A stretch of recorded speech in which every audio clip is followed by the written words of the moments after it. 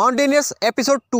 अगर आपने first episode नहीं देखा है तो उसकी लिंक डिस्क्रिप्शन बॉक्स में है, वहाँ से आप फर्स्ट एपिसोड को देख सकते हैं, क्योंकि उसमें हमने आपको बताया है कि क्या इस फील्ड में आकर के हम अपना करियर बना सकते हैं, और अगर बना सकते हैं तो क्या क्या हमें करना पड़ेगा इस फील्ड में आने के लिए। और उस वीडियो में आपको इस कहानी के किरदारों के बारे में पता चलेगा, और जब आप उस फर्स्ट एपिसोड को देख लेंगे तब जाके आप इस सेकंड एपिसोड को देखोगे तो आपको ये बहुत अच्छी तरह से समझ में आएगा। तो कहानी को शुरू करते हैं। अब ये सभी तैयार हैं हिमालय पर चढ़ने के लिए, और जो सपना इन्होंने देखा था उसे पूरा कर दिखाने के लिए, और उन्हें झूठा सिद्ध करने के लिए जो कहते थे कि ये कुछ नहीं कर पाएंगे। एकेडमी की तरफ से सारे डॉक्यूमेंट्स पहले ही बनवा लिए जाते हैं ताकि इन्हें आगे चलकर कोई भी समस्या या कोई भी प्रॉब्लम फेस ना करनी पड़े। और ये पूरा ग्रुप अपनी फैमिली और अपने गुरुओं का आशीर्वाद लेकर के अपनी मंजिल की ओर निकल जाता है। ये सभी लोग रास्ते में काफ़ी एंजॉय करते हुए जाते हैं, क्योंकि इन्हें बहुत लंबा रास्ता तय करना है, इसीलिए आराम से एंजॉय करते हुए जाते हैं। थोड़ा आराम करने के लिए होटल रुकते हैं, और होटल में आराम करने के बाद ये फिर दोबारा वहाँ निकल जाते हैं, और लगभग 15-16 घंटे का सफ़र तय करने के बाद ये आखिरकार उस जगह पहुँच जाते हैं जहाँ से इन्हें अपनी मंजिल को पाना है और उसकी शुरुआत करनी है। वहाँ पहुंचकर पहले ही अपने सामान को चेक करते हैं कि ये पूरा सामान इनके पास है कि नहीं, और उसके बाद फिर ये आराम करते हैं, और फिर एक परफेक्ट टाइमिंग देख करके ये हिमालय पर चढ़ना शुरू कर देते हैं। ये सभी एक दूसरे की मदद करते हुए हिमालय पर चढ़ते चढ़ते इन्हें 4 से 5 दिन बीत जाते, और जैसे जैसे ये ऊंचाई पर चढ़ते जा रहे थे वहाँ पर इनका ऑक्सीजन लेवल उतना ही कम होता जा रहा था। जितने भी देश ऊंचाई पर बसे हैं उनका ऑक्सीजन लेवल कम होने के कारण उस देश के जो नागरिक हैं उनकी हाइट कम पाई जाती है, और ये आप नेपाल, भूटान जैसे देशों में रियलाइज भी कर सकते हैं। ये लोग एक दूसरे की मदद करते हुए हिमालय पर चढ़ते जा रहे थे, लेकिन जैसे जैसे ऊंचाई पर ये चढ़ते जा रहे थे अब इन्हें अपनी डबल एनर्जी खर्च करनी पड़ रही थी, जो कि शुरुआत में इन्हें जितनी एनर्जी चढ़ने में लग रही थी अब उससे कहीं अधिक एनर्जी अब इनकी खर्च हो रही थी उतना ही चढ़ने में। बहुत जल्दी जल्दी ये थकान महसूस कर रहे थे। इन्हें हिमालय पर 30 दिन बीत जाते हैं, और इनका अब खाने का सामान भी बहुत ही लिमिटेड बचा है, लेकिन अभी इन्हें चढ़ाई बहुत करनी है, और इसीलिए ये खाने को बहुत ही सोच समझ कर खा रहे थे ताकि इनका खाना लंबे समय तक चलता रहे। मंजिल को इतना करीब देखकर ये काफ़ी खुश हो जाते हैं और मुस्कुराते हुए आगे चढ़ते जाते हैं। थोड़े समय बाद ही एक ऐसी घटना घटती है जो कि नहीं होनी चाहिए थी। अचानक ही अंजलि का बैलेंस बिगड़ता है और अंजलि नीचे की ओर गिरने लगती है। अंजलि के साथियों को ये समझ में नहीं आता कि अंजलि आखिर में कैसे बैलेंस बिगड़ गया और वो नीचे की ओर गिरने लगी। वो ज्यादा कुछ नहीं सोच पाते, और इसीलिए वो एक सैटेलाइट फोन अपने पास जो था उनके, वो उसे निकालते हैं और सहायता मांगने के लिए संपर्क जोड़ते हैं, और वहां से एक टीम मंगाते हैं अंजलि की सहायता के लिए। उम्मीद से पहले ही वहां पर रेस्क्यू टीम आ जाती है और अंजलि को जल्द से जल्द हॉस्पिटल में भर्ती करा देती है। इतनी ऊंचाई से गिरकर बचना नेक्स्ट टू इम्पॉसिबल था, लेकिन डॉक्टर्स तो हैरान थे कि उसकी हार्ट बीट भी अब भी चल रही है, और इसीलिए वो अपनी पूरी कोशिश करते हैं कि वो उसे बचा सकें। थोड़े समय बाद अचानक ही अंजलि की हार्ट बीट्स रुक जाती हैं। डॉक्टर समझते हैं कि शायद अब वो नहीं रही, और इसीलिए उसके पेरेंट्स के पास यह कहने के लिए निकलते ही हैं, और जैसे ही वो गेट खोलते हैं और तुरंत ही मशीन्स चलने लगती हैं और उसकी हार्ट बीट वापस आ जाती है। यह देखकर डॉक्टर्स काफी हैरान हो जाते हैं और एक दूसरे से कहने लगते हैं कि ऐसा तो हमने आज तक कभी नहीं देखा। डॉक्टर्स अंजलि के पेरेंट्स से कहते हैं कि 24 घंटे लगेंगे, तब हम आपको बता सकेंगे कि क्या कंडीशन है, अभी हम कुछ नहीं कह सकते।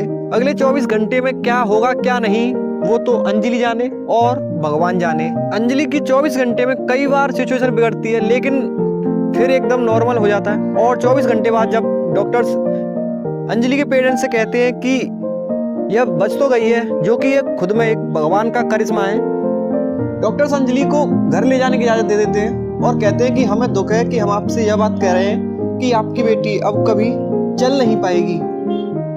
दिनेश डॉक्टर्स से कहता है कि उसकी फिक्र आप मत कीजिए, वो हमारी प्रॉब्लम है, मैं हर वो मुमकिन से मुमकिन कोशिश करूँगा जिससे कि मेरी बेटी खड़ी हो सके और दोबारा चल सके। दिनेश अंजलि को लेकर काफ़ी परेशान था, लेकिन अभी तक उसने अंजलि के सामने यह जाहिर नहीं होने दिया कि वो किस बात को लेकर परेशान है। एक दिन दिनेश चाय पीने के लिए एक दुकान पर जाता है। तभी एक बुजुर्ग व्यक्ति दिनेश के पास आता है और उससे चाय पीने के लिए इशारा करता है। दिनेश बहुत ही दयालु भाव का व्यक्ति था। वो बिना कुछ सोचे 2 चाय के लिए कह देता है और वहीं पड़ी टेबल्स पर बैठ जाता है। वहीं वो बुजुर्ग व्यक्ति भी दिनेश के साथ बैठ जाता है और चाय पीते पीते वो बुजुर्ग व्यक्ति दिनेश को ऑब्जर्व कर रहा था। वो देख रहा था कि दिनेश अंदर ही अंदर किसी बात को लेकर परेशान है। वो दिनेश से पूछता है कि बेटा तुम मुझे बता सकते हो कि तुम क्यों परेशान हो? तो दिनेश कहता है कि ऐसी कोई बात नहीं है, बस ऐसे ही। लेकिन वो व्यक्ति समझ चुका था कि कुछ तो बात है जिसे लेकर ये अंदर ही अंदर इतना परेशान है। इसलिए दिनेश से वो दोबारा पूछता है और जब दोबारा पूछता है तो दिनेश अपनी परेशानी को उस व्यक्ति को बता देता है। अब भगवान का करिश्मा देखिए कि वो व्यक्ति कोई और नहीं बल्कि एक वैद्य था और जंगलों में वो जड़ी बूटियों की तलाश में इधर उधर डोलता रहता था। उसका कोई एक निश्चित ठिकाना नहीं था। वो व्यक्ति दिनेश से कहता है कि ऐसा करो, तुम मेरे साथ चलो, मैं तुम्हें कुछ देता हूँ जिससे शायद तुम्हारी परेशानी दूर हो जाए। दिनेश हैरान हो जाता है कि ऐसी क्या चीज है जिससे कि मेरी परेशानी दूर हो जाएगी, क्योंकि मेरी परेशानी तो मेरी बेटी है जो कि चल नहीं पा रही है। दिनेश सोचता है कि देखते हैं कि ऐसा क्या है जिससे कि मेरी परेशानी दूर हो जाएगी। थोड़ी दूर चलने के बाद एक पेड़ पर एक बैग टंगा हुआ था जिसे वो व्यक्ति उतारता है और उसमें से कुछ जड़ी बूटियां दिनेश को पकड़ाता है और कहता है कि इन्हें पीसकर और एक कोकोनट ऑयल में मिक्स करके अपनी बेटी के हाथ पैरों की मालिश करना, जिससे शायद तुम्हारी बेटी दोबारा चल फिरने लगे। जैसा उस व्यक्ति ने कहा था दिनेश एग्जैक्टली वैसा ही करता है और 1-1.5 महीने बाद ही उसका रिजल्ट दिनेश के सामने होता है। उस तेल का चमत्कार ऐसा होता है कि अंजलि के हाथ पैर अब थोड़े बहुत काम करना शुरू कर चुके थे और थोड़े समय बाद जब 5-6 महीने बीतते हैं तो अंजलि पूरी तरह से अब रिकवर हो चुकी थी और उसके हाथ पैर भी अब पूरी तरह काम कर रहे थे और वो अब पूरी तरह से चलने फिरने लायक बन चुकी थी। अब अंजलि के जीवन में खुशियों की एक नई लहर आ चुकी थी। अब वो जो चाहती है वो पूरा कर सकती है, यानी वो अपने सपने को पूरा कर सकती है। दूसरी तरफ दिनेश भी काफी खुश था क्योंकि उसकी बेटी अब खुश रहने लगी है और वो जो चाहती है वो कर सकती है। दिनेश उस व्यक्ति का कभी भी एहसान नहीं भूलेगा और इसीलिए उसका शुक्रिया अदा करने के लिए दिनेश उस जगह जाता है जिस जगह दिनेश को उस व्यक्ति ने वो जड़ी बूटियां दी थी। दिनेश उस जगह पहुंचता है लेकिन उसे वहां पर कोई नहीं मिलता और वो लोगों से पूछता है तो वो कहते हैं कि ऐसा व्यक्ति यहाँ पर कोई नहीं रहता, शायद आप एक गलत जगह पर आ चुके हैं। दिनेश भगवान से प्रार्थना करता है कि इस जन्म में नहीं तो अगले जन्म में मैं उस व्यक्ति के काम आ सकूं, ऐसी मैं भगवान आपसे प्रार्थना करता हूँ। अंजलि दोबारा से प्रैक्टिस करना शुरू कर देती है। किसी शायर ने क्या खूब कहा है कि आप सपना एक देखोगे मुश्किलें 1000 आएंगी, लेकिन वो मंजर भी कितना खूबसूरत होगा जब कामयाबी शोर मचाएगी। ऐसा नहीं था कि अब अंजलि के जीवन में प्रॉब्लम्स खत्म हो गई हों, प्रॉब्लम्स अब भी थी, लेकिन वो कहती थी कि जब मैं मौत से लड़ चुकी हूँ, मौत मेरा कुछ नहीं बिगाड़ पाई, तो अब ये प्रॉब्लम्स क्या करेंगी। ऐसे ही खुद को मोटिवेट कर करके अंजलि ने इतने कम समय में, जो कि हिमालय पर कोई नहीं चढ़ा, वो अंजलि ने कर दिखाया। पता है अंजलि ने ऐसा क्यों कर दिखाया? क्योंकि उसे खुद पर विश्वास था। वो जानती थी कि वो इस काम को कर सकती है और मुश्किलें तो सबकी लाइफ में आना नॉर्मल है, क्योंकि कोई अगर आप नया काम कर रहे हो तो उसके लिए आपको प्रॉब्लम्स को फेस करना ही पड़ेगा।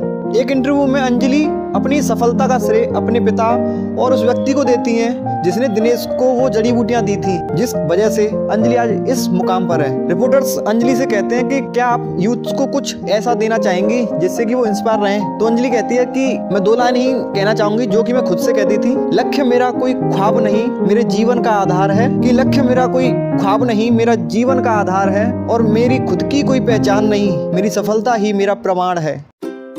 इस वीडियो को देखने के लिए आपने अपना कीमती समय दिया, उसके लिए आपका बहुत बहुत धन्यवाद। ऐसी ही इंटरेस्टिंग वीडियो को देखने के लिए उस्विदा यूट्यूब चैनल को आप सब्सक्राइब करके बेल आइकन को प्रेस कर सकते हैं ताकि मेरी अगली वीडियो आए तो उसका नोटिफिकेशन आपके पास आ जाए। फिर मिलते हैं ऐसी इंटरेस्टिंग वीडियो के साथ, तब तक के लिए bye bye and love you all.